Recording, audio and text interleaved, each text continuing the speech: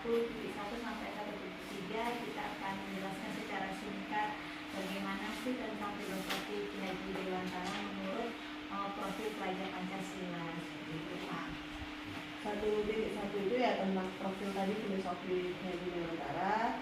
1.2 tentang peran nilai dan peran guru penggerak.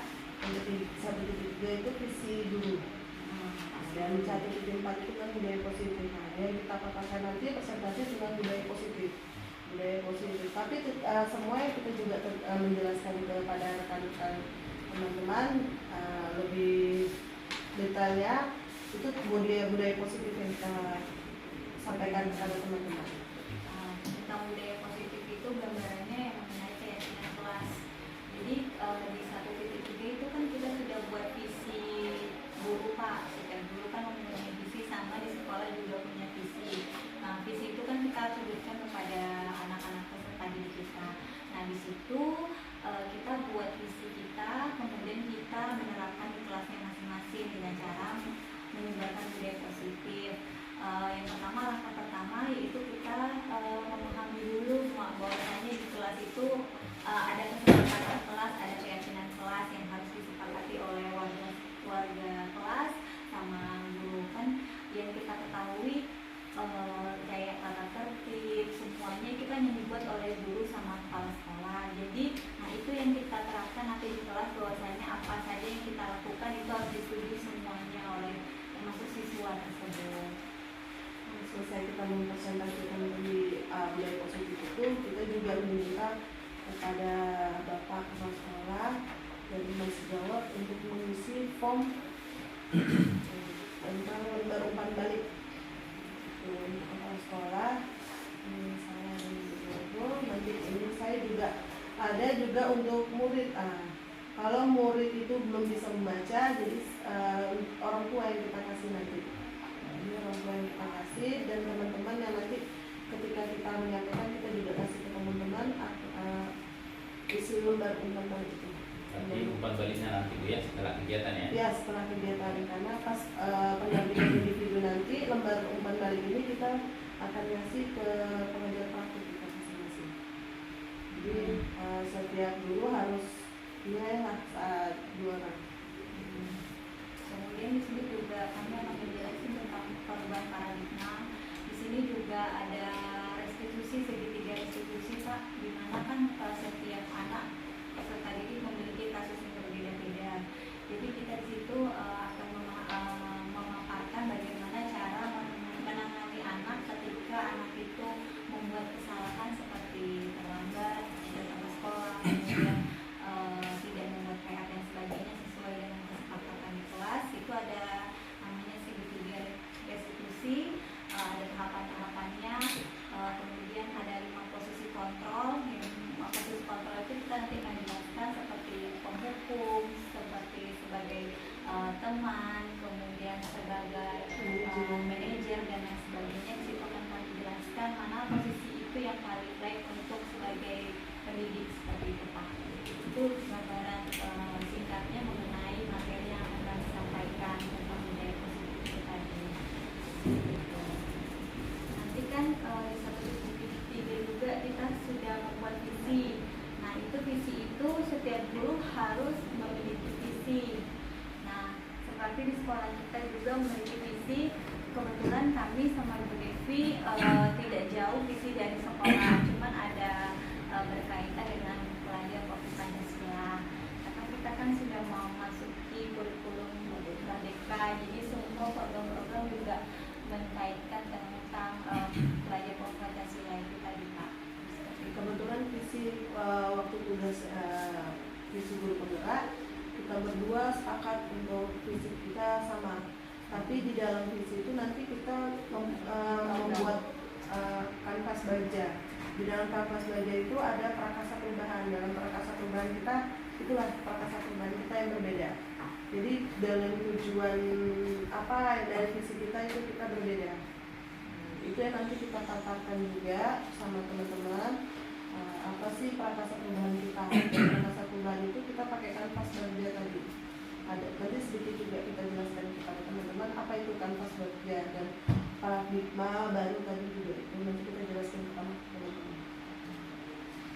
Juga ada nanti tentang nilai-nilai kebajikan universal. Dengan nilai-nilai kebajikan universal mungkin lebih kita pakai profil pelajar Pancasila yang kita bakal terapkan, karena kurikulum kita kan sudah kurikulum merdeka. Tapi nilai-nilai kebajikan itu masih banyak lagi. Nah, Jadi udah. ya. Jadi terima kasih Bu Devi sama Bu Nurul pada kesempatan ini. Yang pertama, Ibu berdua sudah menjalankan proses guru penggerak pada alur yang sudah ditentukan dari kementerian pastinya, dengan ada pertemuan daring dan juga dengan pendamping individual. Jadi ini pendamping individual yang kedua rencana Bu ya, Iya. hari Kamis ini. Iya. Jadi pada kesempatan ini sesuai dengan jabatan dan tanggung jawab saya sebagai kepala sekolah yang dari dulunya memang mendukung Ibu berdua untuk menjadi guru penggerak. Pada kesempatan ini saya tegaskan saya memberikan izin dan mendukung kegiatan yang akan diadakan hari Kamis besok untuk persiapan baik itu peralatan, baik itu dari segi konsumsi dan perlengkapan peralatan lainnya, dan juga komunikasi dengan pendamping individu yang akan datang. Silakan Ibu persiapkan, kalau ada yang perlu dibantu dari pihak sekolah boleh Ibu berdua sampaikan seperti itu. Jadi kita fasilitasi kehadiran beliau guru pengajar praktik nanti, sehingga kegiatan pendampingan individu yang Ibu lakukan itu bisa berjalan dengan lancar. Itu yang kedua. Soal materi yang akan Ibu berdua sampaikan nanti, yaitu tentang aksi nyata, yaitu tentang budaya positif. Ya, sedikit saya tanggapi bahwa ini memang sesuatu hal yang positif akan kita terima dan akan kita ikut serta dalam mengembangkannya ke depan. Nanti saya juga akan memberikan pengarahan kepada Bapak Ibu guru lainnya supaya mengikuti dengan penuh hati kegiatan ini, sehingga nanti mengimbas budaya-budaya positif yang Ibu terapkan bisa berimbas kepada guru-guru yang lain seperti itu. Jadi materi ini nanti akan kita sampaikan juga dengan guru-guru lain supaya sama-sama bisa memahaminya nantinya.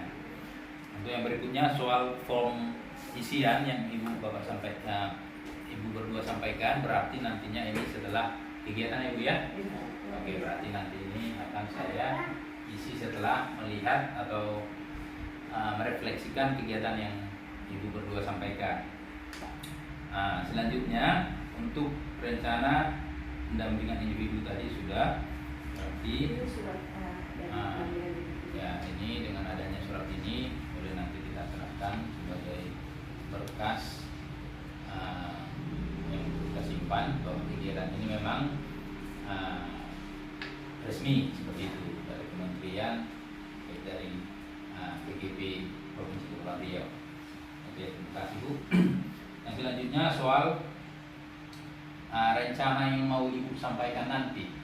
Memang saya belum persis tahu apa yang mau Ibu sampaikan, tapi Ibu sudah singgung tadi, yaitu soal paradigma pembelajaran di kelas ya, paradigma baru. Artinya paradigma baru yang kita harapkan kan berarti yang lebih baik gitu, dengan melibatkan menambahkan profil Pancasila.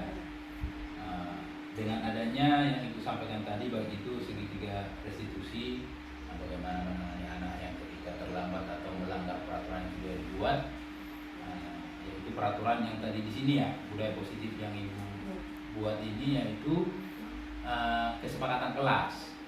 Baik, memang kesepakatan kelas itu dibuat bersama dengan anak-anak, sehingga konsekuensi apa yang pelanggaran dari situ sama-sama memahami. Jadi itu bagus juga Bu. Saya sangat mengapresiasi, sehingga nanti ketika Ibu melaksanakan ini, budaya positif di kelas itu juga bisa dilakukan guru-guru yang lain. Selanjutnya dengan adanya budaya di kelas akan menjadi budaya positif di tingkat sekolah yang akan mendukung program kita di sekolah nantinya. Sehingga dengan ada nanti juga Ibu singgung tentang visi guru ya. Visi guru baik itu visi pembelajaran masih sebagai pimpinan pembelajaran ya, pimpinan pembelajaran di kelas.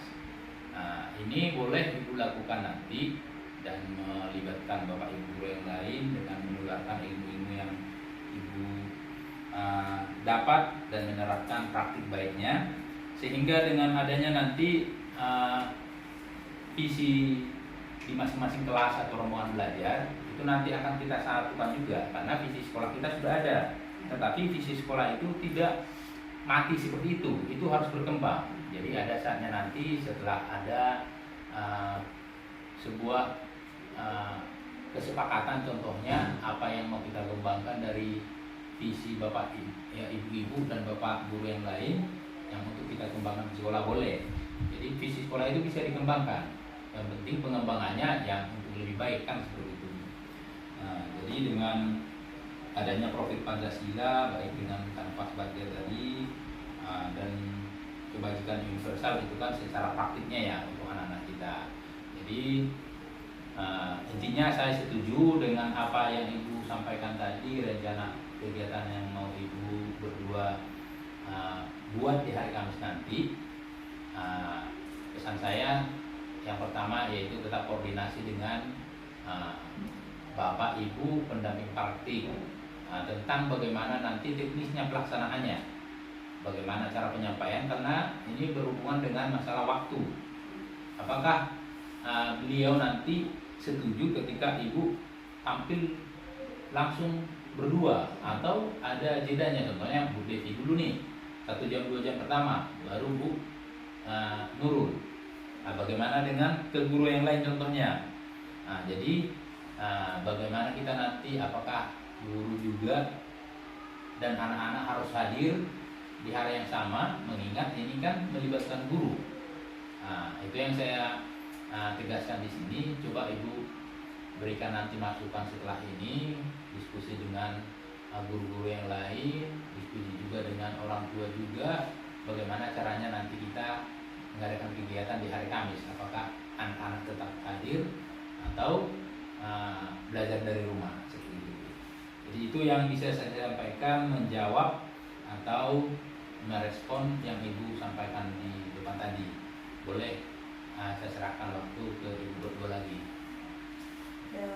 Untuk dalam penampilan di sini nanti Pak, itu memang dari pagi, dari jam 8 sampai 11 jam 12 ya. Dan dalam pelaksanaan itu nanti ada 3 pelaksanaan Pak. Di 3 pelaksanaan itu 2 pelaksanaan pribadi ke kita, 1 pelaksanaan baru sama teman-teman sejawat dan sama Bapak.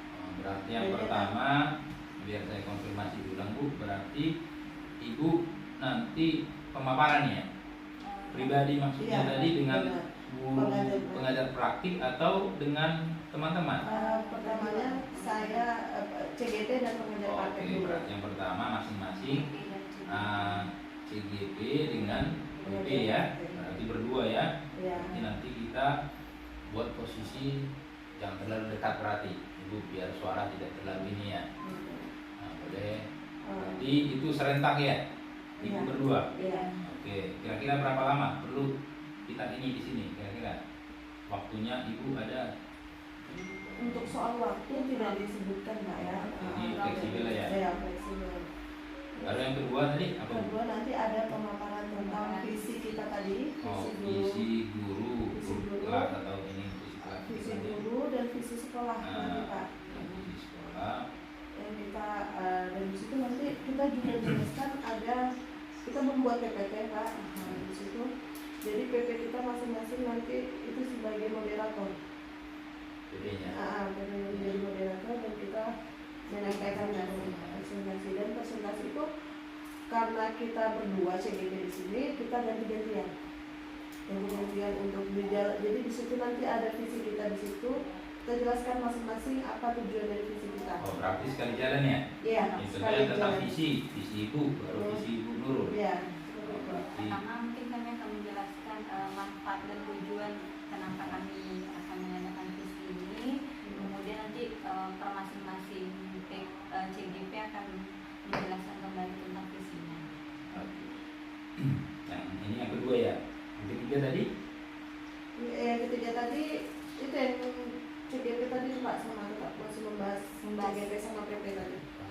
Nah itu kan yang kedua tadi menyampaikan visi dan misi. Yang ketiga nanti kita berkolaborasi antara guru dan kepala sekolah mengenai visi.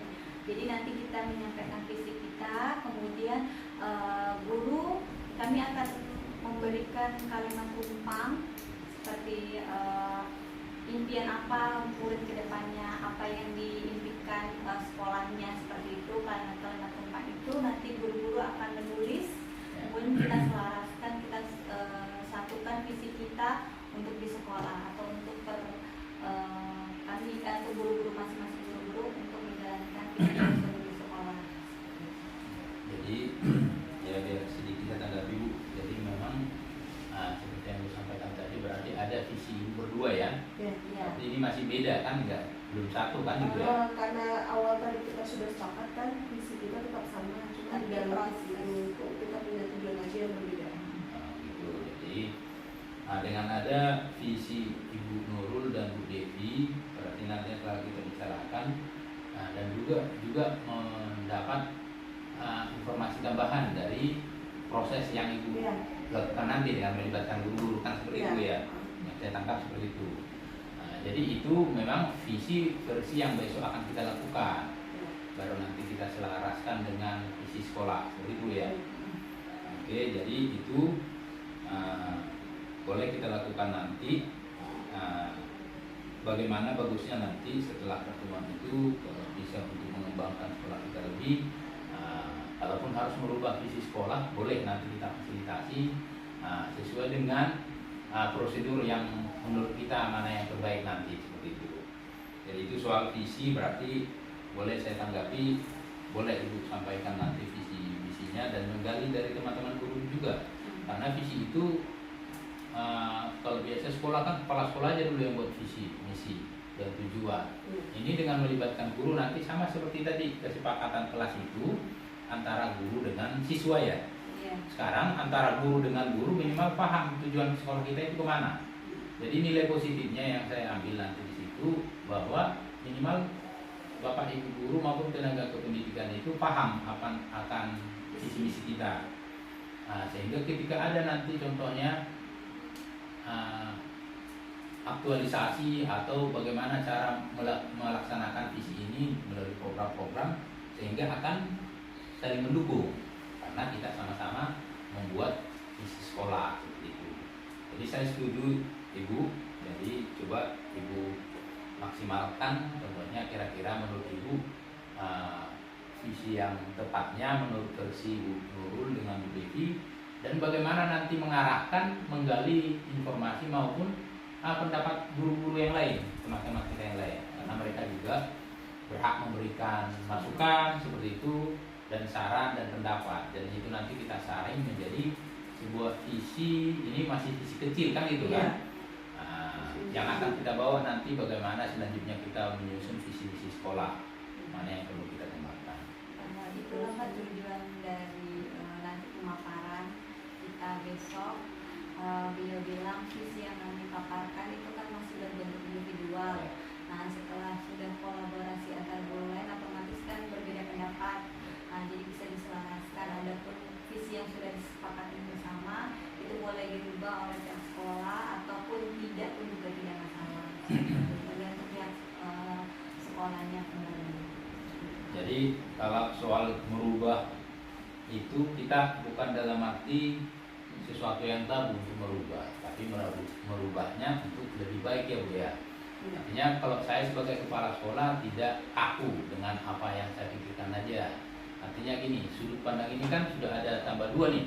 Selama ini yang menyusun visi misi saya sendiri contohnya. Sekarang udah ada masukan dengan Ibu berdua dan teman-teman guru yang lain seperti itu. Jadi itu bisa kita ubah. Artinya mengubah itu dalam arti bukan sama sekali ini dibuang, ini dipakai, bukan begitu. Karena memang dari awal kita bagaimana visi itu pasti selaras dengan yang sekarang. Cuma kalau ada perubahan yang lebih baik dengan menambahkan contohnya tadi yang profil Pancasila, siapa tahu masih ada yang kurang, nah, boleh kita tambah nanti. Nah, jadi bisa kita terima nanti dengan hasil kesepakatan dengan guru-guru yang lain. Dari calon guru penggerak angkatan 7 yaitu Ibu Nurul Fadila SPD dan juga Ibu Devi Mesara SPD. Dengan materi aksi nyata modul 1.4 budaya positif, yaitu menyebarkan pemahaman dan pengalaman penerapan budaya positif. Kepada Ibu Nurul Fadila SPD, saya persilakan untuk membawakan materi yang pertama. Terima kasih atas sambutannya. Terima kasih atas Bapak dan Ibu yang sudah hadir pada siang hari ini. Baiklah, sebelum saya akan memaparkan tentang budaya positif ini, marilah kita sama-sama untuk berkonsentrasi bersama. Kita screening terlebih dahulu. Boleh Bapak Ibu berdiri terlebih dahulu.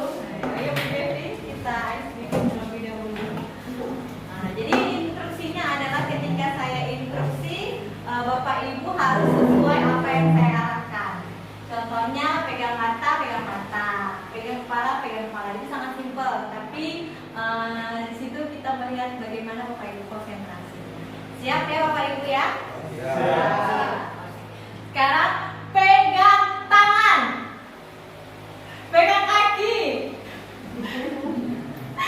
pegang telinga. Oke, tepuk tangan. Mungkin saya kurang jago ya Bapak Ibu. Oke, boleh duduk. Maklum, saya juga baru pertama kali ice breaking di sekolah ini. Jadi untuk saya memulai aksi nyata saya untuk menyebarkan pemahaman tentang pengalaman penerapan budaya positif, kita akan menuliskan tentang keyakinan kelas kita, yaitu peraturan-peraturan apa saja yang kita lakukan selama kurang lebih saya dan Ibu Devi melakukan. Misalnya contohnya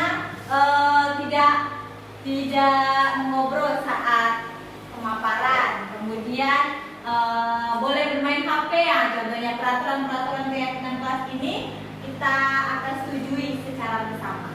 Ya, saya akan kasih kertas. Jadi boleh buat 2 peraturan masing-masing setiap individu. Nanti kita setujui apakah peraturan ini boleh kita terapkan atau tidak. Bisa ya Bapak Ibu? Saya akan kasih kertasnya satu persatu. Boleh tuliskan apa saja yang Bapak Ibu buat.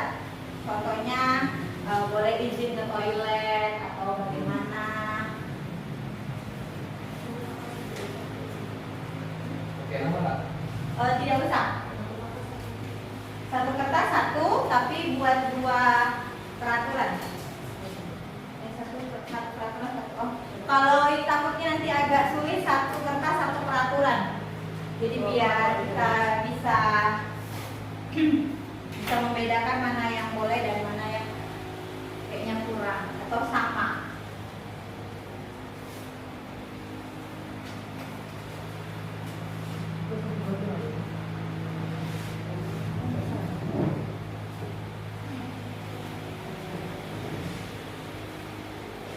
Jadi sebelum kita memulai, kita buat aturan dulu sehingga kita sama-sama tahu apa yang kita jalankan.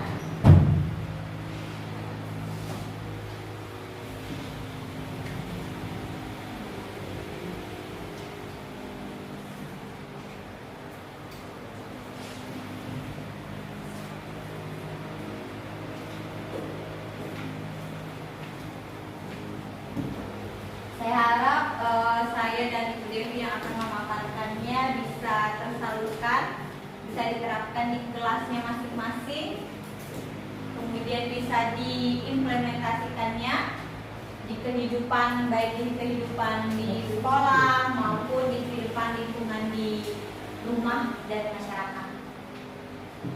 Sebab budaya positif ini sebenarnya sudah kita lakukan, hanya saja mungkin belum maksimal. Jadi sebelum saya akan memaparkan juga, saya akan menjelaskan tentang modul 1.1, modul 1.2 dan 1.3. Jadi biar tidak ngambang seperti itu.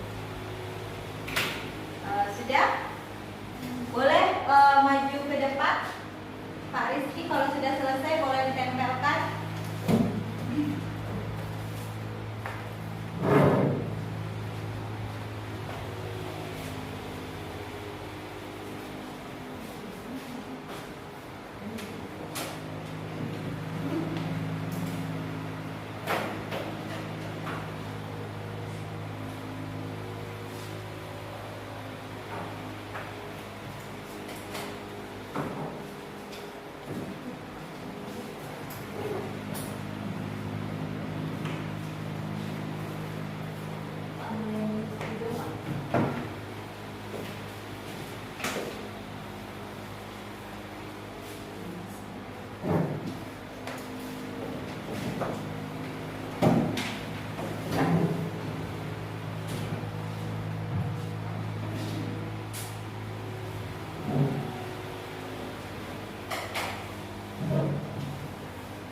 Selanjutnya boleh ditempelkan Pak Najib atau Pak Ibu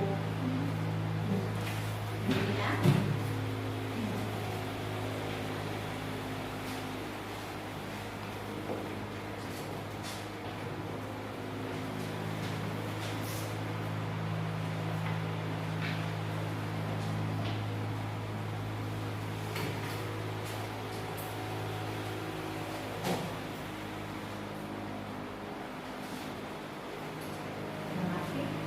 Selanjutnya Bu Dina.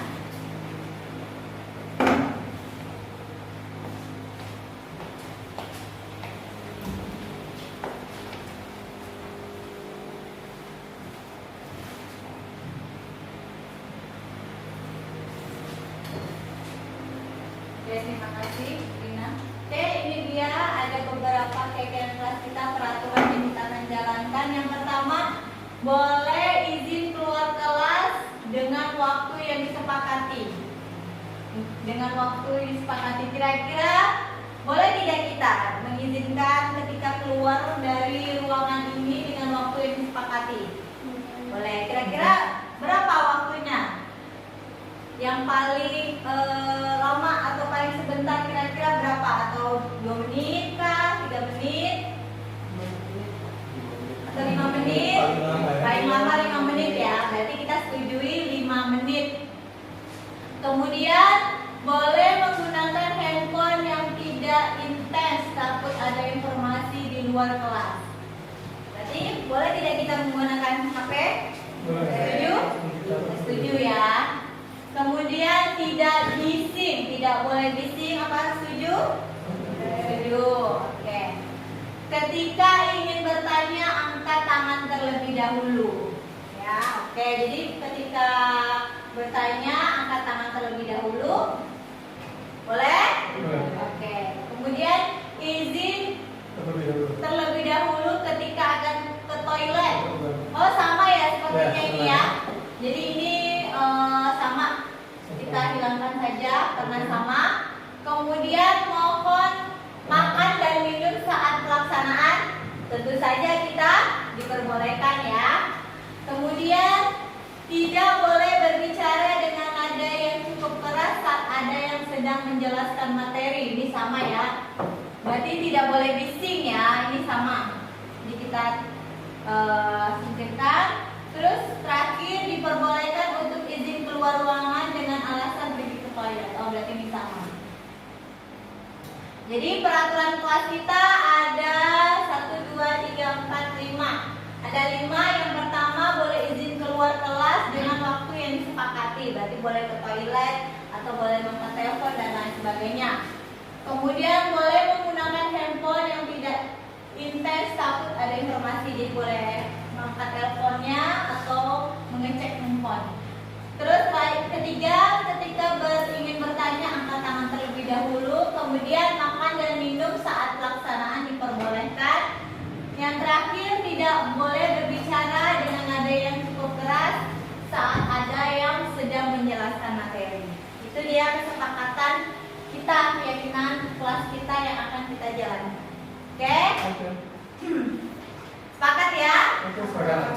Oke, saya akan menjelaskan tentang filosofi Ki Haji Dewantara, yaitu modul 1.1.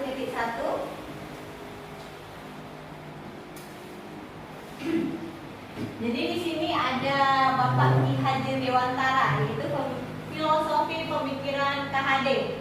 Menurut KHD menuntut segala kodrat yang ada pada anak agar mereka dapat mencapai keselamatan dan kebahagiaan yang setinggi-tingginya, baik sebagai manusia maupun masyarakat. Ki Haji Dewantara menegaskan bahwa pendidikan hendaknya sesuai dengan kodrat alam dan zamannya, sehingga pendidikan itu bersifat status tapi dinamis. Jadi Ki Haji Dewantara itu ada kodrat keadaan, yaitu kodrat alam dan kodrat zaman. Apa sih itu kodrat alam? Kodrat alam itu kita melihat, memahami setiap individu anak. Apalagi kita sebagai sekolah SLB, sebelum anak itu masuk kita asesmen dulu. Nah, itu kita berbeda dengan sekolah reguler pada umumnya. Kalau anak reguler masuk, dites baca, tulis sudah bisa, kemudian bisa masuk di kelas 1. Kalau kita asesmen terlebih dahulu sampai mana kemampuan mereka, kemudian golongan manakah dia, seperti itu. Kemudian kodrat zaman itu walaupun di sini kita sudah era 21 ini, yaitu kita sudah menggunakan komputer, laptop dan lain sebagainya, kita tidak ketinggalan dalam memberikan ilmu informasi kepada anak sesuai zaman yang sudah kita laksanakan.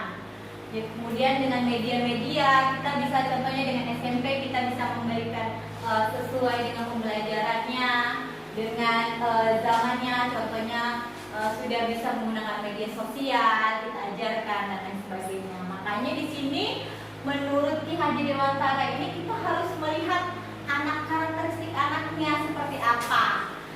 Terkadang jangan sampai kita menuntut anak sesuai dengan kompetensi dasarnya, tapi kita melihat anak itu sesuai apa yang dia butuhkan. Nah, ini nih yang diajarkan oleh Ki Haji Dewantara. Sebenarnya kita sudah terapkan di sekolah SLB ya. Seluruh sekolah SLB sudah kita terapkan. Kenapa? Karena kita itu mengajarkan anak sesuai dengan kebutuhannya. Seperti itu. Jadi menurut filosofi pemikiran Ki Haji Dewantara, juga pendidikan yang berhamba kepada sesuai dengan kodrat alam dan zamannya tentu harus diiringi dengan perkembangan nilai dan peran guru. Di sini ada nilai dan guru penggerak serta peran guru.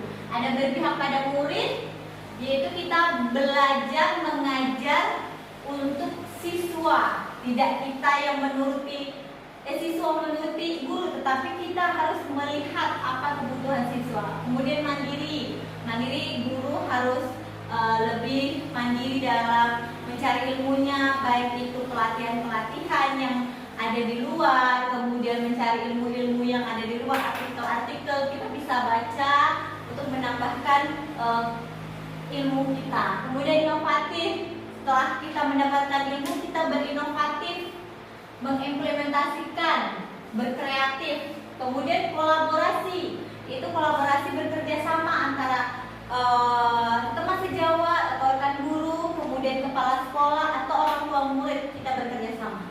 Kemudian reflektif, kita melakukan reflektif antara setelah yang kita lakukan itu kita berrefleksi apakah yang kita lakukan itu sudah benar atau tidak. Terus peran guru penggerak, menjadi pemimpin pembelajaran, mewujudkan pemimpin murid, terus mendorong kolaborasi, menjadi coach bagi guru lain dan menggerakkan komunitas praktisi. Nah, ini dia peran dan nilai guru penggerak yang sudah kami jalankan, yaitu modul 1.2. Jadi di sini kita menelaah, memahami bagaimana bahwasanya berpihak pada murid pembelajaran sangat-sangat baik ya, karena yang kita ketahui bahwasanya pembelajaran itu dituntut bahwasanya anak harus bisa tuntas, bahwasanya anak itu harus bisa memahami akademik, bahwasanya anak itu bisa lebih maju lagi.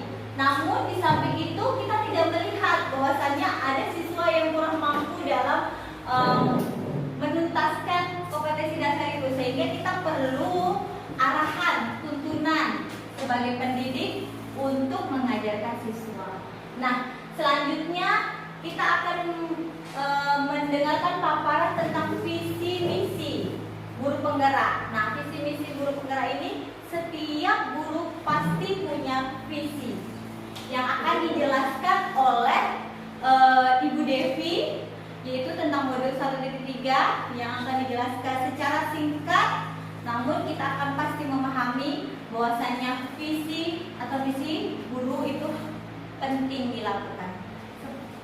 Kepada Ibu Devi kami persilakan.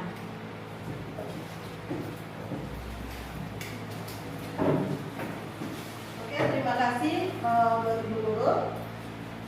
Itu tadi adalah filosofi dari PHJ Dewantara dan nilai dan peran kita sebagai guru. Nah, di sini saya akan menjelaskan visi kita sebagai guru tuh kita harus memiliki visi. Nggak hanya sekolah yang harus memiliki visi, tapi setiap guru harus memiliki visi masing-masing.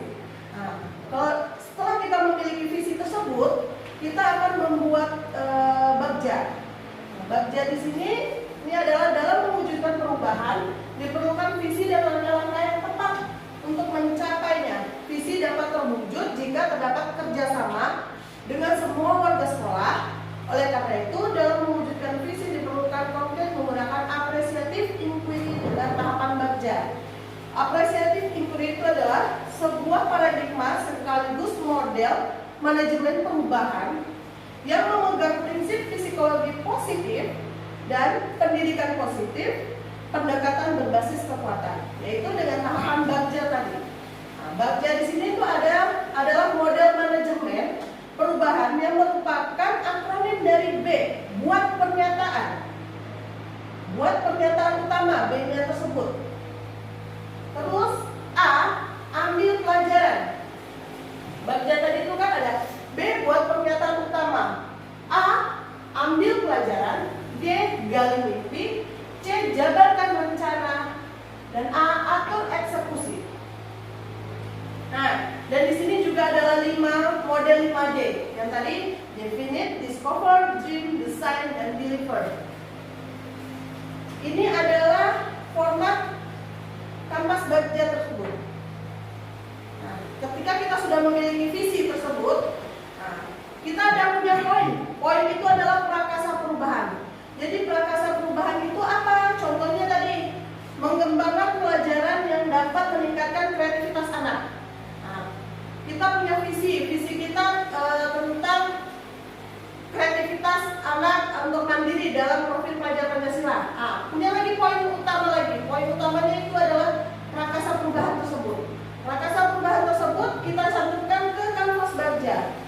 Di kanvas bagja ini, nah, yang kayak tadi B buat pernyataan utama. Di dalam buat pernyataan sini ada pernyataan dan kita harus cantumkan pertanyaan-pertanyaan. Contohnya, membuat pertanyaan utama yang akan menentukan arah penyelidikan kekuatan potensi atau mendefinisikan tujuan. Nah, apa tuh pertanyaannya? Apa yang harus saya lakukan untuk mengembangkan pembelajaran yang dapat meningkatkan kreativitas anak tersebut? Nah, apa tindakannya? Itu tadi pertanyaan. Tindakannya apa lagi? Mengajak kepala sekolah bertukar pikiran terkait pentingnya mengembangkan kreativitas anak. Terus membaca literatur mengenai kegiatan-kegiatan yang dapat mengembangkan kreativitas anak di kelas. Itu jadi bagian utama. Bagian utama tadi. Habis itu lanjut lagi ke ambil pelajaran. Nah, poin-poin ambil pelajarannya itu contohnya dari pertanyaannya ini. Aktivitas apa saja yang menurut anak-anak membuat mereka merasa lebih kreatif? Nah, tindakannya, apa tindakannya? Mencari contoh nyata bagaimana pembelajaran dapat meningkatkan kreativitas anak. Nah, itu dari kita ambil pelajaran. Langsung lanjut lagi ke selanjutnya, gali mimpi. Di gali mimpi ini ada pertanyaan, apakah kebiasaan-kebiasaan baru yang saya bayangkan terjadi jika pembelajaran dapat meningkatkan kreativitas anak? Itu pertanyaan untuk kita. Oh, apa yang harus kita lakukan? Terus tindakannya seperti apa? Membuat deskripsi sikap saya dalam merespon kesalahan anak lewat survei, contohnya lebih toleran dan mengarahkan energi saya untuk menuntut anak mengambil pelajaran, bukan untuk menghakimi anak. Jadi lebih kayak kita mengajarkan anak, bukan untuk anak harus dihakimi, ini salah, tapi kita harus terjun langsung ke anak.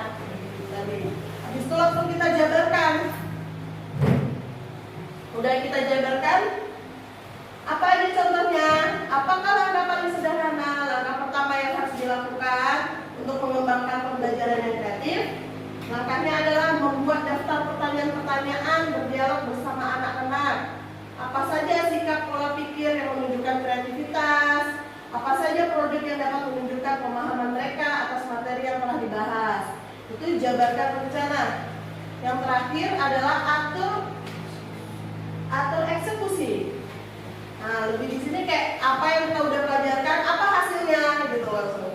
Udah tahu hasilnya, terus dari hasilnya itu gimana sih ngajak rekan? Contohnya, siapa yang bisa mengarahkan dan memantau saya dalam merangka dan mengembangkan pembelajaran yang dapat meningkatkan kreativitas anak, yaitu mengajak rekan guru lain untuk mengobservasi kelas saya. Jadi apa hasil saya ini tercapai tidak kayak yang telah kita buat tadi. Nah, itulah visi kita tadi. Visi dari kita tadi, poin pertamanya kita jabarkan lagi untuk kedepannya apakah tercapai apa yang kita buat visi tersebut kayak gitu. Nah, di dalam visi tersebut kita adalah setelah kita membuat baja, dari tahapan baja tersebut akan muncul kebiasaan-kebiasaan positif yang kita kenal dengan budaya positif.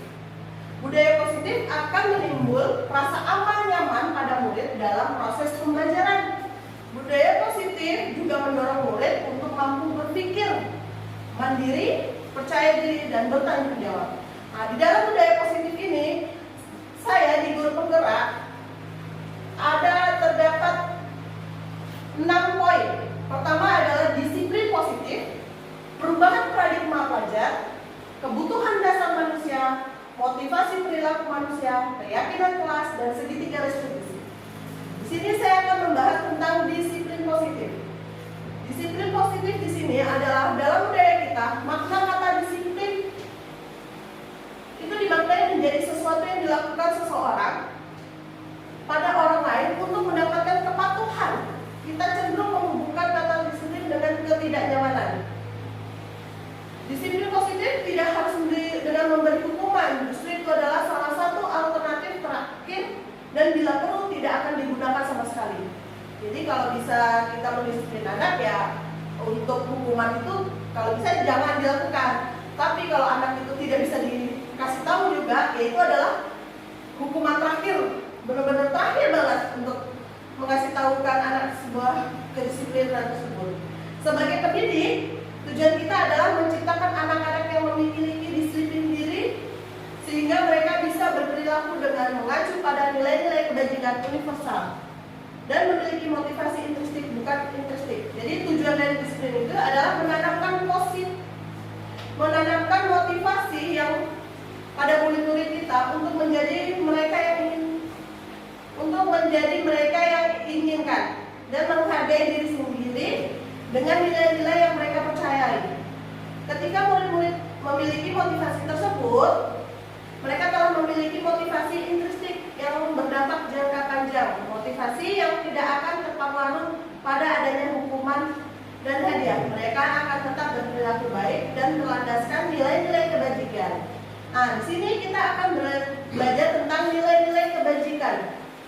Nilai-nilai kebajikan universal. Sebelum kita memasuki pelajaran dengan paradigma baru, di sini ada beberapa nilai-nilai kebajikan universal. Apa itu nilai-nilai kebajikan? Nilai-nilai kebajikan adalah sifat-sifat positif manusia yang merupakan tujuan mulia yang diinginkan atau dicapai setiap individunya. Nah, contohnya kayak paradigma baru yaitu pelajar profil Pancasila. Profil pelajar Pancasila. Nah, pelajar profil Pancasila di sini ada 6, yaitu beriman, bertakwa kepada Tuhan Yang Maha Esa dan berakhlak mulia, mandiri, bernalar kritis, berbedika global, bergotong royong, dan kreatif. Ini adalah paradigma baru. Salah satunya adalah nilai-nilai kebajikan profil pelajar Pancasila. Ada lagi dengan sikap murid. Sikap di murid di sini contohnya ada toleransi, rasa hormat, integrasi, mandiri, menghargai, antusias, dan banyak lain.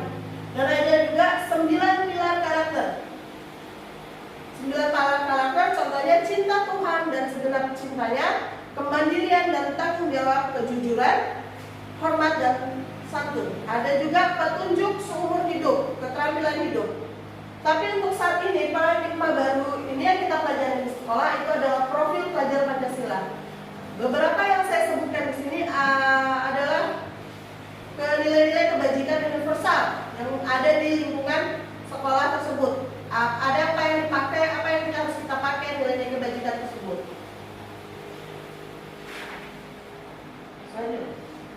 Setelah kita tahu nilai-nilai kebajikan, kita harus tahu kebutuhan dasar manusia. Apa aja kebutuhan dasar manusia itu? Itu ada 5 kebutuhan dasar manusia. Kebutuhan dasar manusia 1. Kebutuhan bertahan hidup. 2. Kasih sayang dan rasa diterima, kebutuhan untuk diterima. 3. Penguasaan.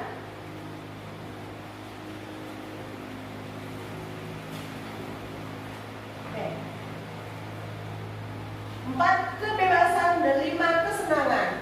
Di sini kebutuhan bertahan hidup. Kebutuhan bertahan hidup adalah kebutuhan yang bersifat fisiologis. Yang bertahan hidup misalnya kesehatan, rumah, dan makanan. Itu adalah kebutuhan kita secara fisiologis. Ada lagi secara kebutuhan biologis sebagai bagian dari proses reproduksi. Termasuk kebutuhan untuk tetap bertahan hidup. Itu adalah kebutuhan bertahan hidup tadi. Ada 2. Melalui psikologis dan bertahan hidup, kebutuhan hidup secara biologis. Kasih sayang dan rasa diterima, kebutuhan untuk diterima. Kebutuhan untuk disayang dan diterima meliputi kebutuhan akan hubungan dan koneksi sosial, kebutuhan untuk memberi dan menerima kasih sayang, dan kebutuhan untuk merasa menjadi bagian dari suatu kelompok. Kebutuhan ini juga meliputi keinginan untuk tetap terhubung dengan orang lain seperti teman, keluarga, pasangan hidup, teman kerja. Bahkan di datang peliharaan pun kita ada rasa kasih sayang. Dan kelompok di mana kita tergabung. Anak-anak yang memiliki kebutuhan dasar kasih sayang dan rasa diterima yang tinggi biasanya ingin disukai dan diterima oleh lingkungan, termasuk kita. Kita kalau merasa dikasih sayang pasti ingin diterima, seperti juga anak itu. Yang ketiga adalah penguasaan. Penguasaan atau kebutuhan pengakuan atas kemampuan. Kebutuhan ini berhubungan dengan kekuatan untuk mencapai sesuatu, menjadi kompeten, menjadi terampil, diakui atas prestasi dan keterampilan kita, didengarkan dan memiliki rasa harga diri. Kebutuhan ini meliputi keinginan untuk dianggap berharga, bisa membuat perbedaan, bisa membuat pencapaian kompeten diakui dan dihormati. Ini dominasi manusia ada tuh kebutuhan dalam penguasaan tersebut, penguasaan diri sendiri atas barang milik kita sendiri juga. Itu adalah penguasaan diri kita. Yang keempat, kebebasan atau kebutuhan akan pilihan. Sebuah kebutuhan untuk bebas adalah kebutuhan akan kemandirian, otonomi, memiliki pilihan dan mampu mengendalikan arah hidup seseorang. Kita dengan kebutuhan kebebasan yang tinggi menginginkan pilihan, maka perlu banyak bergerak, suka mencoba-coba, tidak terlalu terpengaruh orang lain, dan suka mencoba hal baru dan keren. Nah, itu adalah rasa kebebasan kita. Kita tidak mau diatur, kita mau memakai baju seperti apa, model apa yang harus kita itu adalah kebutuhan dasar manusia. Yang terakhir adalah kesenangan, kebutuhan untuk merasa senang. Kebutuhan akan kesenangan adalah kebutuhan untuk mencari kesenangan, bermain dan tertawa. Bayangkan hidup tanpa kenikmatan apapun. Betapa menyedihkan kalau kita tidak mempunyai kebutuhan kesenangan tersebut. Tidak ada rasa senang, hanya ada rasa sedih. Itu adalah salah satu kebutuhan kita. Kebutuhan dasar manusia ini sangat kita butuhkan dari 5 ini. Selanjutnya kita akan memaparkan dalam memaparkan motivasi perilaku manusia itu akan dipaparkan oleh Ibu Nurul. Ibu Nurul Fadilah, tolong paparkan motivasi perilaku manusia. Oke, baiklah. Tadi sudah dijelaskan mengenai visi misi, kemudian kebutuhan teorinya. Sekarang kita masuk ke motivasi perilaku manusia. Ini adalah 3 motivasi perilaku manusia yang sering dan sudah kita terapkan terkadang.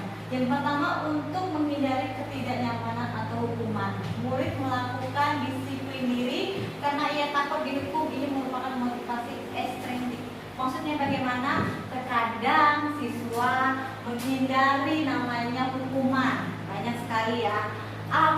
Sebenarnya mereka terpaksa, contoh mengerjakan PR dibanding nanti dihukum di sekolah, harus kerjakan PR di rumah. Itu merasa menghindari ketidaknyamanan atau hukuman. Terkadang kita juga seperti itu, disuruh mengerjakan sesuatu karena itu adalah tidak mau kita ditegur oleh atasan kita, akhirnya kita melaksanakan dengan adanya keterpaksaan.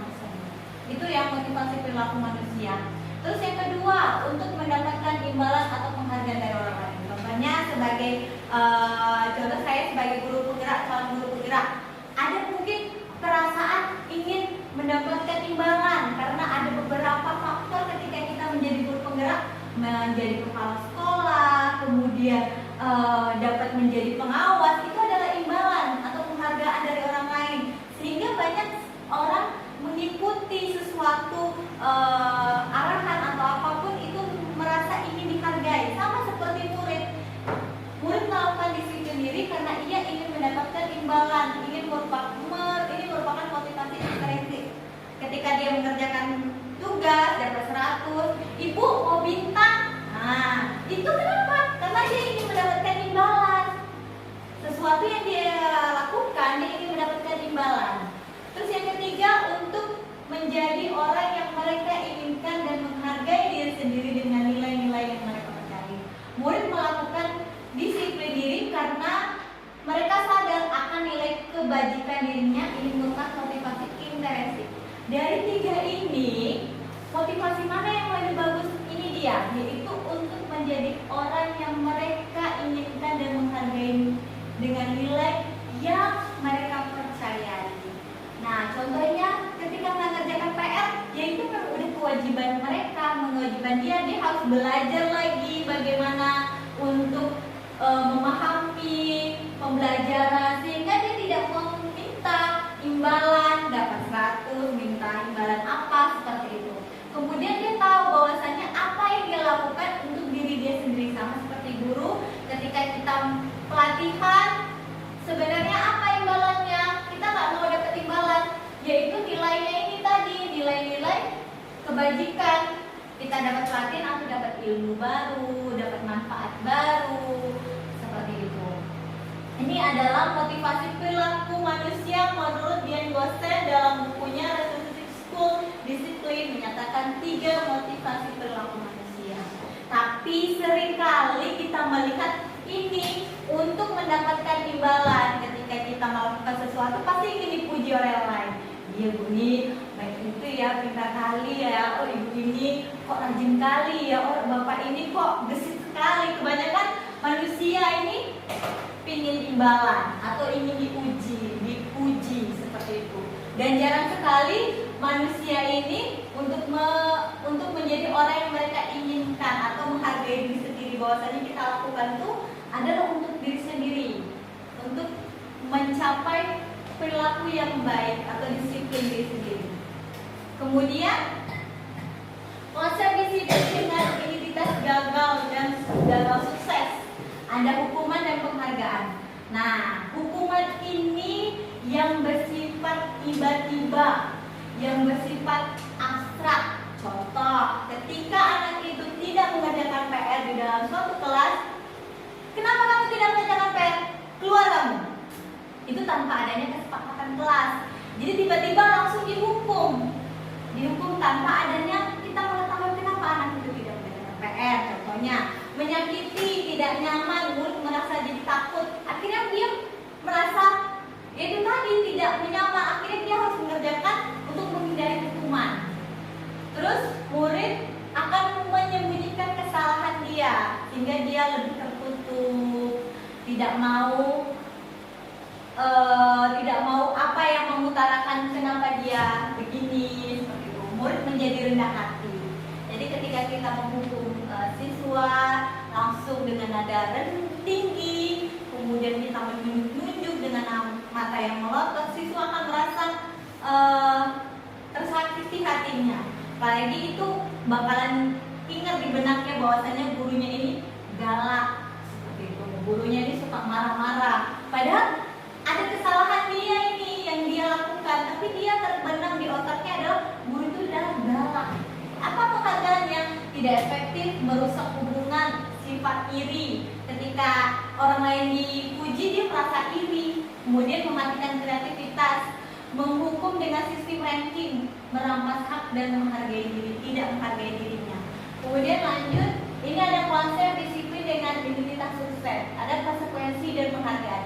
Bedanya hukuman itu bersifat tiba-tiba, sedangkan konsekuensi ini adalah bersifat peraturan yang sudah ditetapkan. Contohnya kita sudah ada peraturan di sekolah ya, pakai baju sekolah, datang tepat waktu, memakai topi dada saat upacara. Itu contoh-contohnya peraturan sebelum anak-anak datang ke sekolah itu sudah ada disampaikan sama kepala sekolahnya, sama gurunya, ini peraturan sekolah, tolong dibaca, ditelaah bahwasanya ini sudah ada peraturannya. Kemudian di kelas juga gurunya sudah bilang jangan bising, kemudian kerjakan tugasnya. Itu adalah secara tidak langsung guru sudah menjelaskan bahwasanya peraturan-peraturan kelasnya, tetapi tidak disepakati oleh murid. Maka murid jadi tahu peraturannya. Penguatannya jangka panjang, memerlukan monitoring dan supervisi terus-menerus dari guru. Kemudian membantu penerapan mengikuti peraturan dalam murid atau anak menghormati peraturan yang syarakat. Kemudian di sini penghargaan, masalah terpecahkan, murid belajar bertanggung jawab untuk perilakunya, fokus pada pemecahan masalah dalam jangka panjang, murid atau anak menghormati dirinya dan orang lain. Jadi ketika mereka sudah tahu peraturan di sekolah, karena dari orang tuanya harus datang sebelum jam masuk kelas, mereka sudah datang dari orang tuanya yang mengantar. Kemudian dalam berpakaian, karena sudah tahu peraturan dari sekolah, otomatis orang tuanya sudah memahami, anaknya tinggal mengikuti seperti itu. Itu ada konsekuensinya. Nah, di sini adalah konsep disiplin pendekatan restitusi.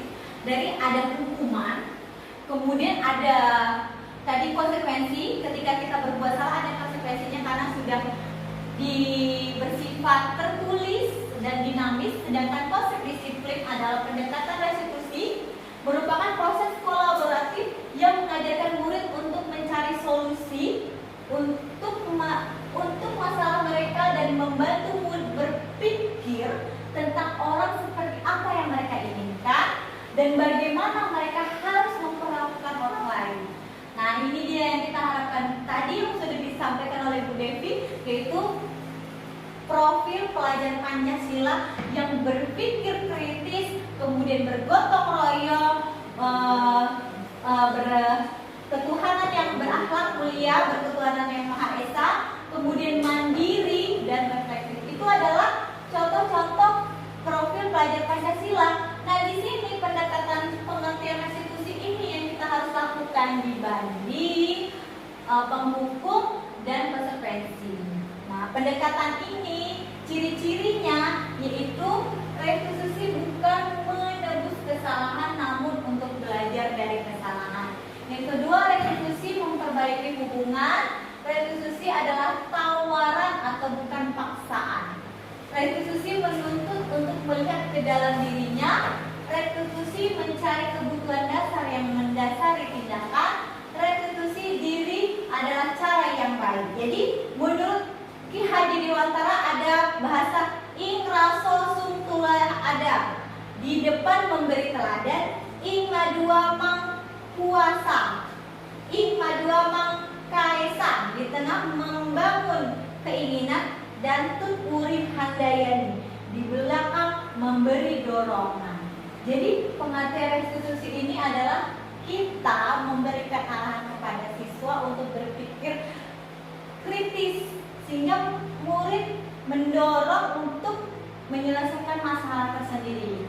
Nah, ini dia contoh kasus yang sering terlambat masuk kelas. Hukuman, guru menghukum siswa dengan berdiri di depan kelas. Pasti ya, ketika siswa datang terlambat, kita langsung menghukumi. Sudah kamu keluar dari kelas ini karena kamu sering terlambat. Itu jatuhnya hukuman. Kita tidak menanyakan sebabnya kenapa dia terlambat. Mana tahu bannya bocor, kemudian dia bangun terlambat karena tadi malam bergadang dan lain sebagainya. Konsekuensi sudah diterapkan di kelas tapi tidak disepakati oleh siswanya. Guru memberikan konsekuensi yaitu mengerjakan tugas di depan kelas. Guru tegas dan siswa menghormati aturan tersebut.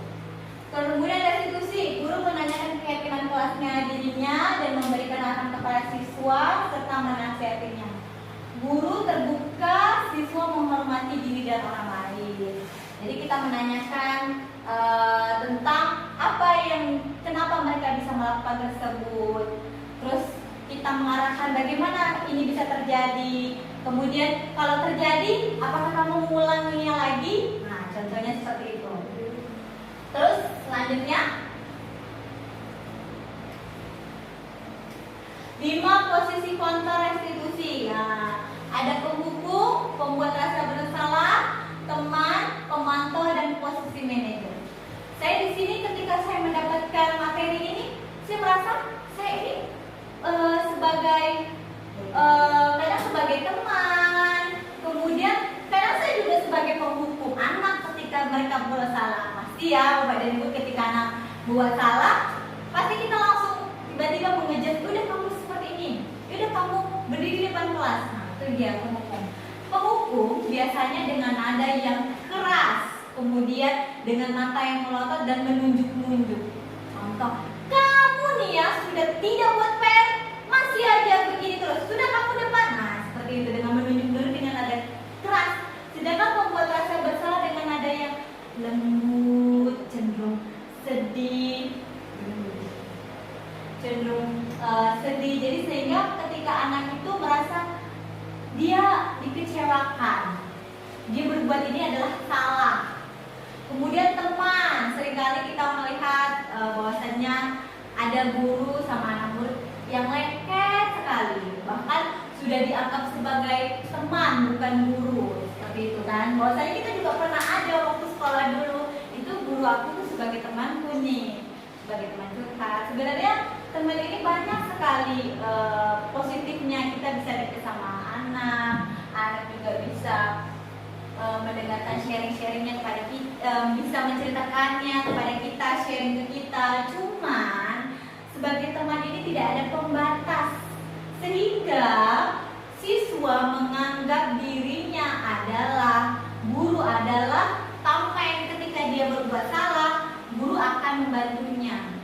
Nah, jadi tidak ada batasan.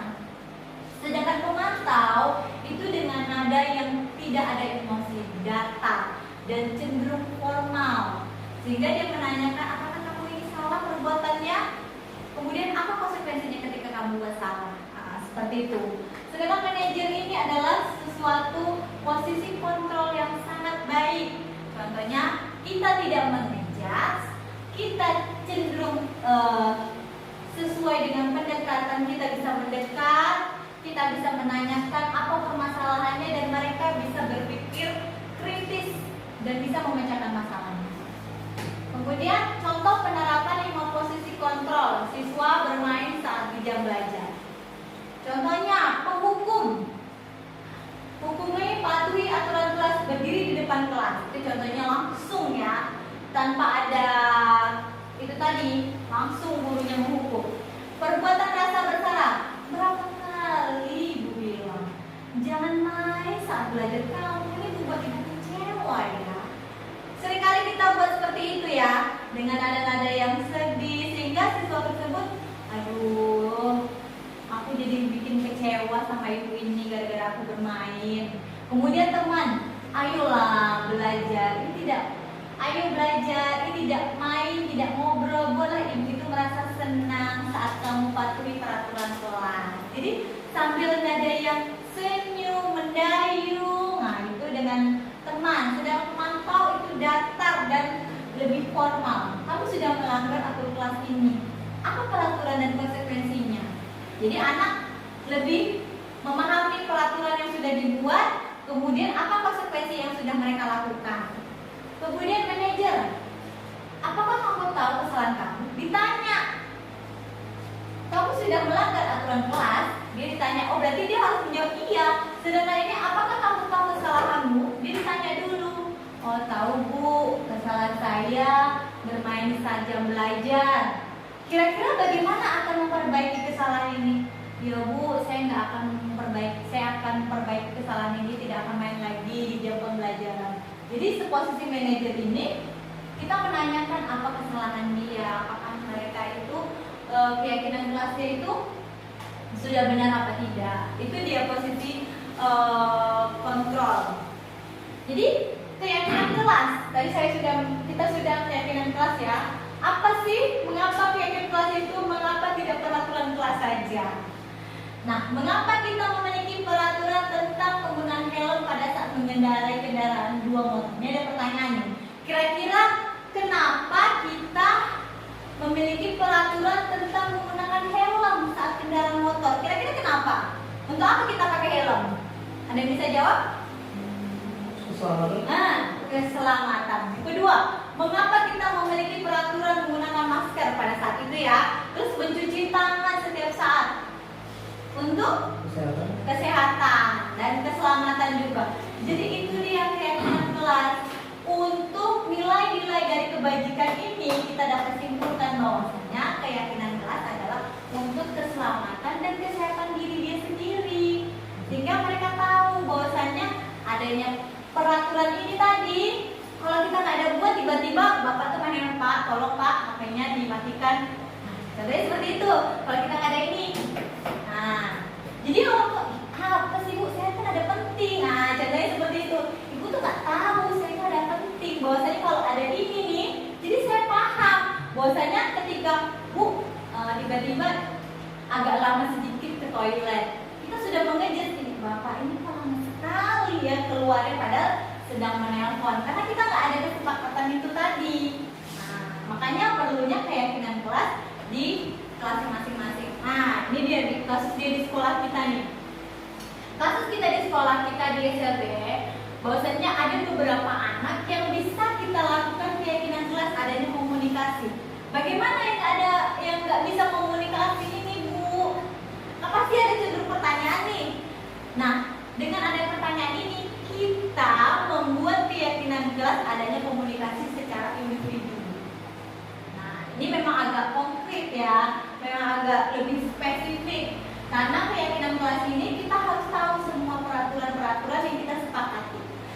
Selanjutnya, ini ada keyakinan kelas 2 SD yang saya buat di kelas saya. Datang tepat waktu sebelum jam 8. Jadi itu adalah peraturannya, siswa juga tahu. Terus belajar tidak bermain saat jam belajar. Kemudian mengerjakan PR di rumah dan dengarkan guru saat menerangkan materi pembelajaran serta mengikuti arahan. Jadi ketika kita keyakinan kelas, ada beberapa siswa seperti kelas saya yang tidak bisa berkomunikasi. Ada yang bisa. Kemudian kita tanya, peraturan kita buat peraturan kelas. Oke. Yang pertama, kita tanya jawab karena mereka kan susah untuk bertanya jawab, terus susah untuk mengutarakan. Kita melakukan tanya jawab. Apakah kita datang sekolah boleh lewat jam berapa? Tidak bu, harus tepat waktu. Maka sepakat. Kemudian belajar boleh bermain tidak? Tidak bu. Berarti belajar harus tidak bermain saat jam belajar. Sepakat. Itu contohnya keyakinan di kelas 2 SDLB di kelas saya. Kemudian pembentukan keyakinan sekolah atau sekelas. Keyakinan itu kelas bersifat lebih abstrak daripada peraturan yang lebih rinci dan konkret. Keyakinan kelas berupa pernyataan-pernyataan yang universal, yang luas, kemudian keyakinan kelas hendaknya tidak terlalu banyak sehingga mudah diingat dan dipahami oleh semua warga kelas. Terus pertanyaan keyakinan kelas senantiasa dibuat dalam bentuk positif. Kemudian semua warga kelas hendaknya ikut berkontribusi dalam perbuatan keyakinan kelas lewat kegiatan curah pendapat. Jadi ini bentuk keyakinan kelasnya. Jadi semuanya harus tahu, semuanya harus setuju sehingga mereka memahami bahwasannya itulah nilai-nilai kebajikan disiplin yang harus mereka laksanakan. Contoh penerapan ini contoh penerapan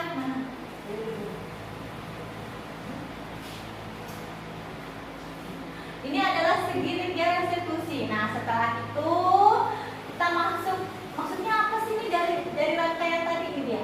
Rangkaian dari segitiga restitusi. Nah, tadi kan banyak ada penghukum, ada posisi pembalasan bersalah dan lain sebagainya.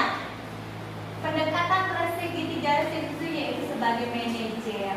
Nah, di sini ada stabilitas identitas. Kedua, validasi tindakan yang salah. Ketiga, menanyakan keyakinan. Jadi menstabilitas kita menanyakan dulu tentang apa permasalahannya, apa yang mereka yakini, kemudian apa validitas tindakan yang salah, apakah mereka tindakannya benar yang dilakukan, apakah salah, kita menanyakan. Jadi siswa menjawab, kemudian menanyakan keyakinannya lagi. Selanjutnya ini contoh penerapan segitiga restitusi.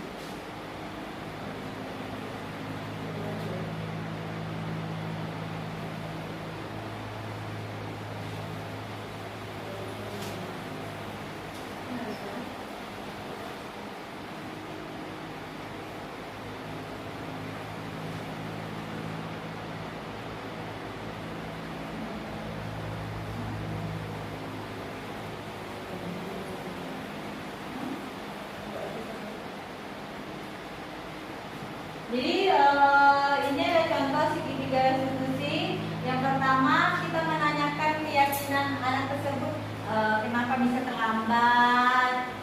Kamu tahu tidak peraturan kelas saat ini? Tahu Bu. Nah, datang sekolah jam berapa?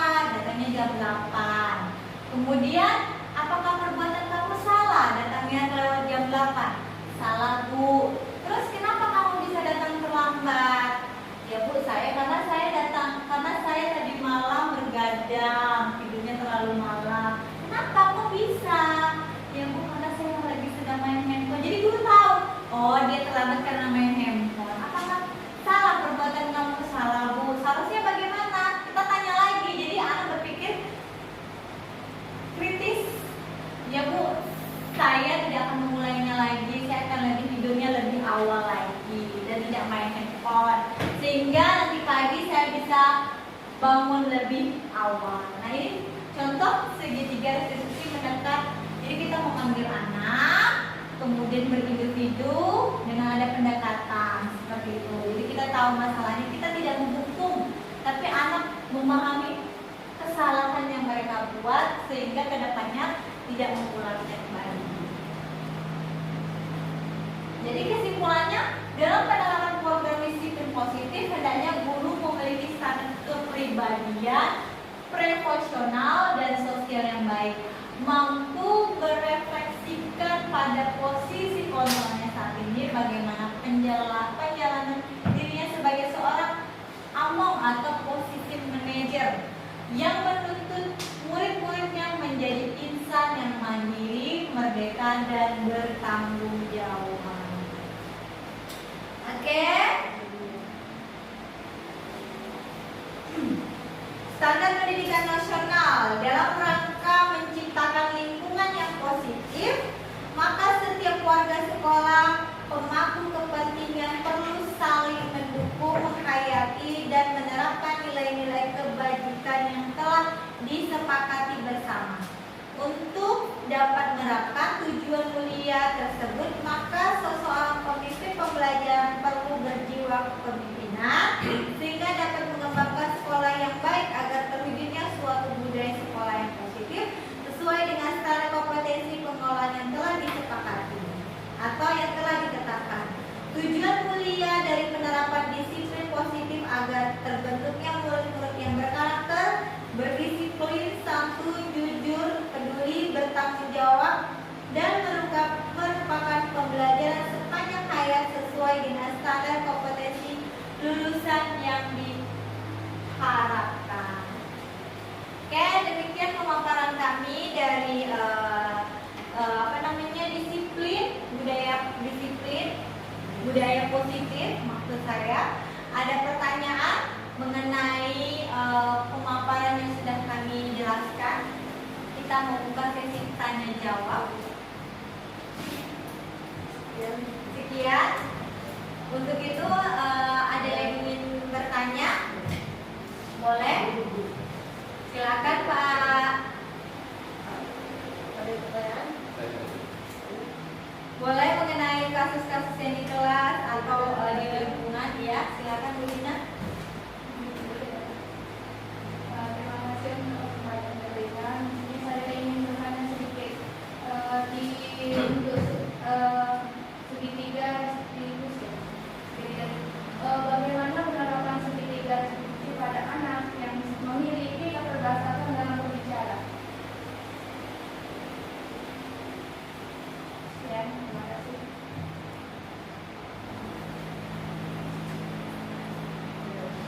Ada yang lagi? Ada yang ingin bertanya?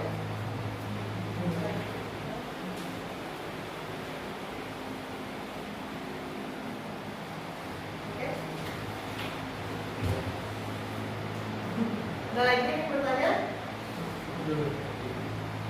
Oke, kita jawab dulu. Baik. Kalau itu bertanya, Gak apa lanjut aja pertanyaan kami. kita langsung jawab sama. Kayak Pak Najib.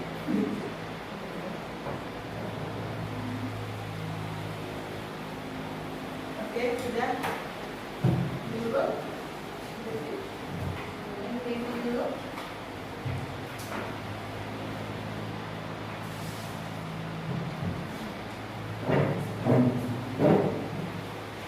Oke, terima kasih buat Ibu Dina sudah mau menanyakan.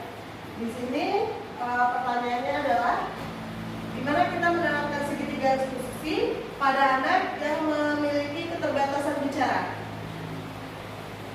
Awal mula kita sebelum memulai segitiga restitusi kita adalah membuat keyakinan kelas tersebut.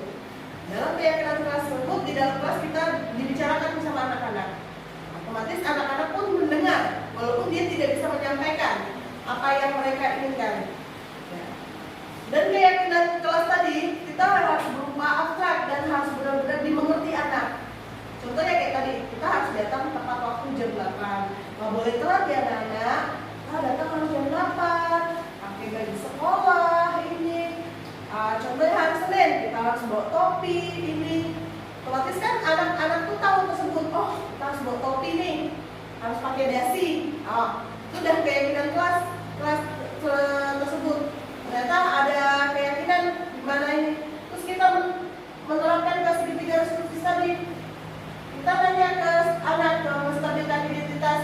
Pertanyaan kita pertama, apa kesalahan pertama anak tersebut? Apa yang telah dilakukan dalam keyakinan kelas tersebut? Kita nanya baik-baik ke anak, harus face to face.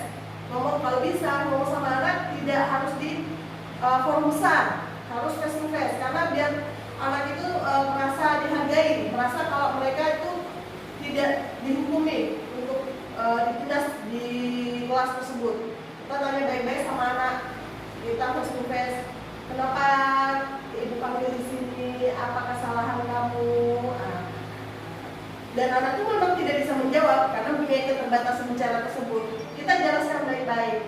Nah, kan ibu udah kasih tahu apa konsekuensinya, apa keyakinan kelas kita. Nah, kenapa diulangin? Kenapa di ini? Anak cuma, Pak, ya bu, ya bu. Ya, walaupun anak tidak mengerti, kita belajar di SLB. Anak tidak mengerti apa yang kita bicarakan, tapi anak paham apa yang ibu guru sampaikan. Kita di sini kita kayak ngajarkan anak, kita menginstruksi anak. Awal mula memang dia tidak mengerti, tapi lama kelamaan ketika kita sudah menerapkan ke anak, insya Allah anak itu paham gitu.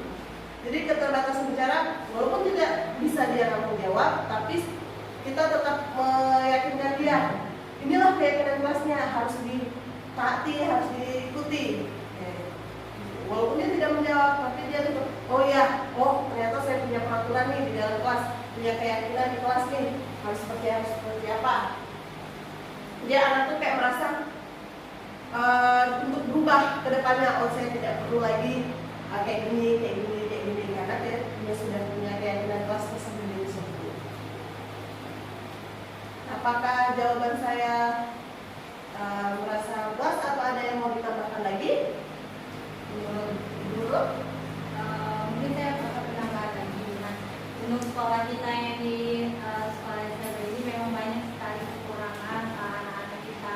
Salah satunya konsep pemahaman mereka yang kurang, kemudian komunikasi yang sangat terbatas, kemudian dari segi perilaku yang sangat luar biasa.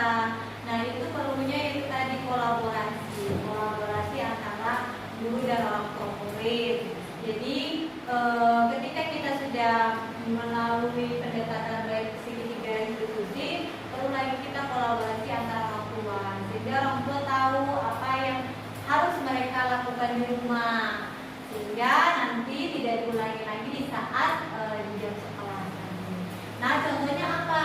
Contohnya ketika kita kan sering berbicara sama orang tua murid ketika nanti anaknya sudah pulang sekolah, Bu ada PR. Terus kita bicarakan tentang kejadian-kejadian tadi di kelas, sehingga orang tua tahu kesalahan anaknya di kelas, sehingga nanti di sekolah di rumah bisa diarahkan kembali seperti itu. Karena kan kita memang yaitu tadi keterbatasan antara semua yang masih kurang dalam segi komunikasi. Itu saja yang bisa saya jawab. Mungkin kurang puas atau bagaimana, boleh ditanyakan lagi. Terima kasih untuk jawabannya, saya terima jawabannya, saya puas. Terima kasih Bu Dina. Selanjutnya ada yang ingin bertanya?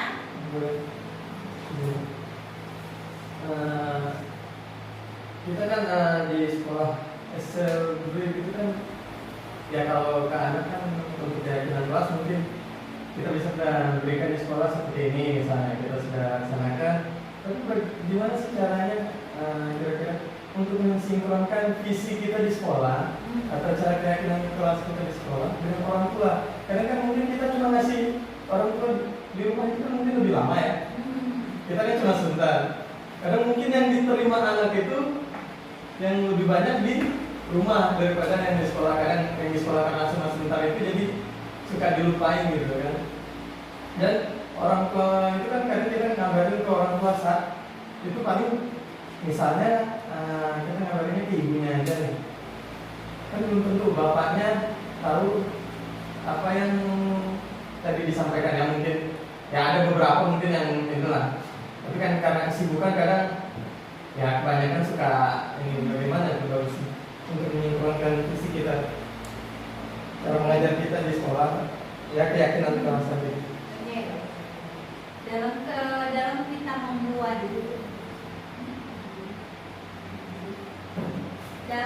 membuat visi kita sebagai guru, kita ini kan memiliki visi ya setiap guru. Saya juga memiliki visi saya sendiri, yaitu visi saya akan contohkan sebentar di sini.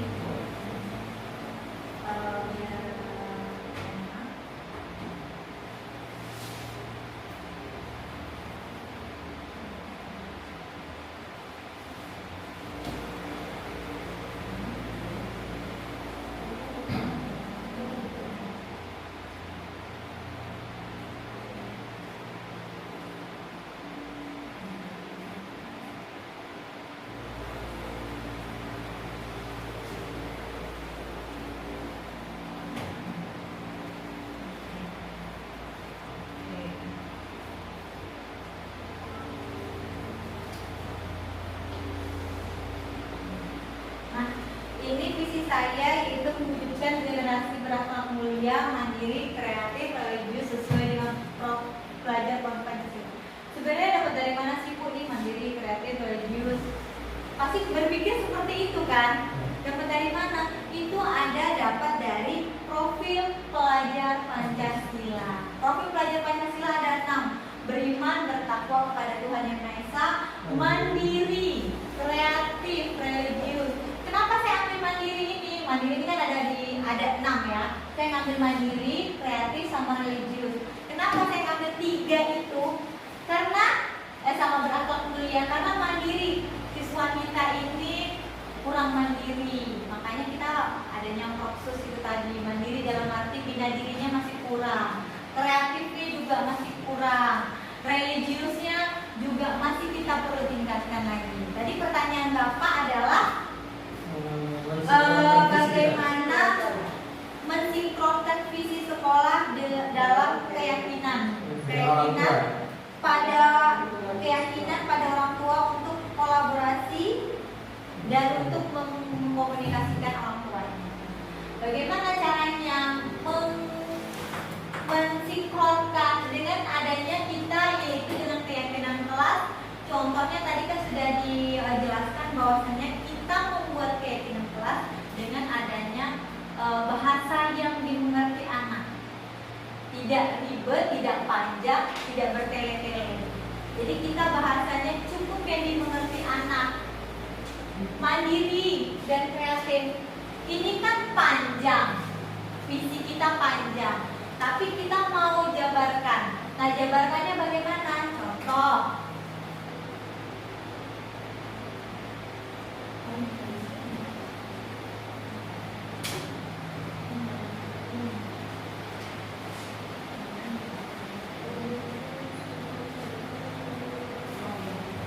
contohnya tadi yang itu saya lebih ke mandiri. Mandiri yaitu dari kanvas bagjanya saya mengambil mandiri dan kreatif, yaitu mewujudkan siswa yang lebih mandiri. Nah, dari tadi yang saya paparkan dari visi saya, itu saya ambil sedikit, kemudian saya masukkan. Di sini ada prakasa perubahan. Nah, prakasa perubahan itu mewujudkan peserta didik yang mandiri, mengasah kemandirian peserta didik. Mensinkronkannya yaitu dengan cara kita melaksanakan pembelajarannya di kelas. Nah, dengan kemandiriannya, jadi saya ambil satu dari prakasa perubahan yang satu saja. Jadi kita itu satu-satu, enggak semuanya kita jalankan. Satu selesai, kemudian baru nanti selanjutnya. Saya ambil satu, yaitu mandiri. Bagaimana cara mensinkronkannya? Tadi Bapak bilang antara visi kita dengan di kelas, keyakinan kelas. Ya, keyakinan kelas itu tadi satu. Kita sudah membahas di kelas bahwasannya di kelas kita belajar harus memenuhi peraturan di kelas, tidak boleh bising dan sebagainya, dan siswa juga tahu apa yang mereka lakukan. Nah, kemudian bagaimana mengimplementasikan visi kita ini? Dengan adanya penerapan pembelajaran di kelas dengan mandiri, contohnya buka baju, kemandiriannya, kemudian mengasah motorik halus. Kemudian keyakinan kelas bagaimana? Kita otomatis sudah sepakat dong bahwasanya pekerjaan harus selesai. Ya, pekerjaan harus selesai. Contohnya melipat baju harus selesai. Ayo selesaikan. Tadi sesuai kesepakatan kita bahwasanya setiap pekerjaan harus selesai. Nah, itu kesepakatan kita kan. Nah, visi kita jalan, yaitu mengasah kemandiriannya dengan cara melipat baju. Terus kemudian bagaimana kita mengkomunikasi kolaborasinya, yaitu dengan adanya komunikasi. Misalnya contoh orang tuanya sibuk, jarang jemput, menjemput mbaknya atau kakaknya bisa lewat dari via telepon atau via WhatsApp, chat, seperti itu. Kita sudah berusaha, kita namanya guru pasti kita berusaha. Nah, tiba-tiba kita sudah berusaha, udah ada komunikasi dan lain-lain, tapi nggak ada feedback nih dari orang tuanya. Pasti ada sering kali nih gitu feedbacknya, Bu saya sudah komunikasi, kolaborasi sama orang tua, tapi nggak ada feedback. Balik lagi, kita nggak bosan-bosannya otomatis berkomunikasi sama orang tua. Otomatis nanti pas kita sudah rapotan, nah di situ bakal orang tua kan, Bu saya sudah seperti ini, kenapa ibu dan bapak tidak ada feedbacknya? Pasti nanti akan adanya komunikasi di situ. Tapi Tapi kita kan pasti usahakan terus menerus untuk berkomunikasi bersama orang tua. Mungkin itu ada penambahan dari Bu Devi. Ada tambahan sedikit ya. Tadi pertanyaan Pak Najib itu adalah gimana cara kita berkolaborasi dengan keluarga. Satu keluarga belum tentu satunya lagi menerima, gitu tadi kan. Nah, contohnya kita menginformasikan ke kakak atau ke mama, tapi bapaknya belum tentu bisa menerima apa yang kita sampaikan. Mungkin beda ya. Ya, menurut saya dari antara dua orang itu mana yang berpengaruh ke anak? Gitu. Contohnya kayak Adif aja ya, antara mama dan bapaknya, yang berpengaruh ke Adif itu adalah bapaknya. Karena bapaknya yang benar-benar mengajarkan Adif gimana harus Adif seperti apa. Jadi kita harus tahu nih yang mana peran orang tua yang lebih terdekat ke anak untuk melahirkan. Jadi itu yang kita harus kasih tahu di kelas tuh. Tadi harus kayak gini. Coba di rumah diajarkan seperti ini, kayak gitu kan. Kita di kelas juga udah mempunyai keyakinan kelas nih Pak, kayak gini. Cobalah nanti kalau di sekolah Adifnya dikasih tahu dulu di rumah kayak gini, kayak gitu. Karena kalau kita bicara ke mamanya perlu juga untuk membicarakan ke orang tua mamanya. Karena mamanya perlu tahu, oh ternyata di kelas Adif udah ada kayak gini, kayak gitu. Tapi kalau untuk lebih peran penting, karena kita di sini kan 24 jam benar-benar anak-anak itu yang diperhatikan adalah nggak cuma dua orang tua. Kayak dia pun mamanya saja, papanya nggak begitu, kayak gitu. Lebih ke itunya. Tapi tetap kita kasih tahu, bakal kita kasih tahu kalau bapaknya yang jemput nih. Tapi kalau kita belum yakin nih sendiri, kita ke bapaknya nggak bisa kita ya udah kita telepon aja ke mamanya. Karena sudah ada via komunikasi tadi tersebut lewat telepon, WhatsApp kan sudah ada seperti itu. Kayak gitu. Karena kita tahu sendiri nih di kelas ini mana sih yang berperan aktif di keluarga kayak gitu.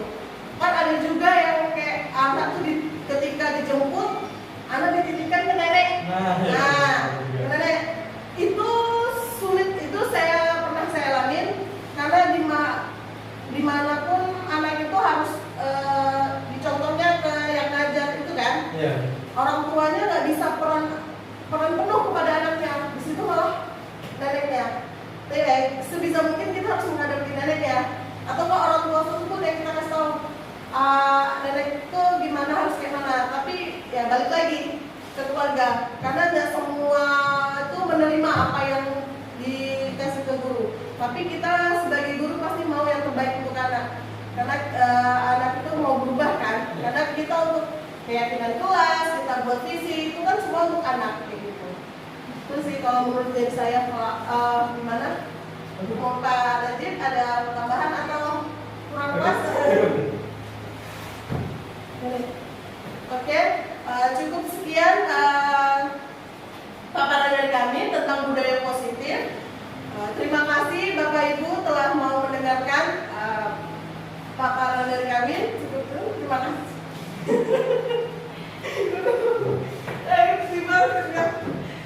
Terima kasih Bapak dan Ibu yang sudah partisipasinya dalam memahami penerapan budaya positif ini. Saya ucapkan banyak terima kasih yang sudah bertanya.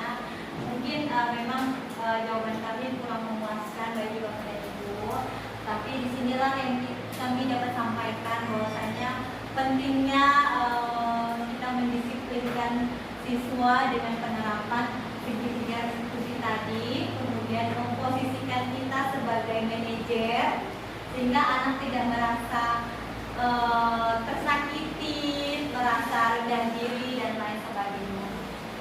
Kemudian kita juga sudah memahami tentang perlunya profil pelajar Pancasila yang kita ketahui bahwasanya kita itu menerapkan kurikulum 2013 dan kita sedang menjalankan Merdeka Belajar, ya. Kita sedang merintis belajar kurikulum tentang Merdeka Belajar, sehingga ini ada kaitannya dengan kurikulum tersebut. Anak harus berpikir lebih kritis dan memecahkan masalahnya sendiri. Itu dia tentang budaya positif kita. Oke, sekali lagi itu yang dapat kami sampaikan. Kami ucapkan terima kasih. Mudah-mudahan dengan penerapan ini kita dapat ilmu yang lebih baik. baru, yang jelek kita buang. Dan mungkin kesalahan ini yang saya dan Ibu Devi, yang baik itu datangnya dari Tuhan, dari Allah Subhanahu wa Ta'ala. Demikianlah presentasi kali ini. Assalamualaikum warahmatullahi wabarakatuh.